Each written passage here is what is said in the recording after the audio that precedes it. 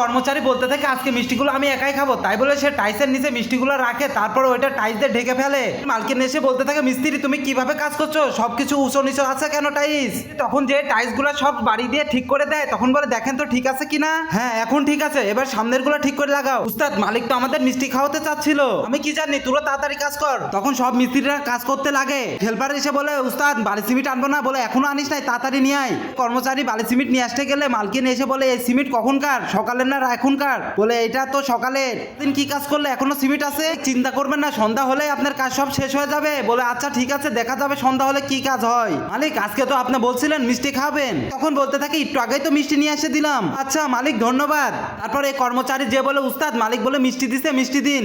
মালিক শয়তানি করে বলছে। তখন আরেক হেল্পার এসে বলে উস্তাদ আমি আজকে 6টা মিষ্টি খাবো। মিস্ত্রি একটা বালি দিয়ে মিষ্টি বানিয়ে বলেন এই নে তুই এটা খা। উস্তাদ শয়তানি করবেন না, তাড়াতাড়ি বলেন মিষ্টি কোথায়? মালিক এসে বলে মিস্ত্রি আজকে কাজ ছেড়ে দাও।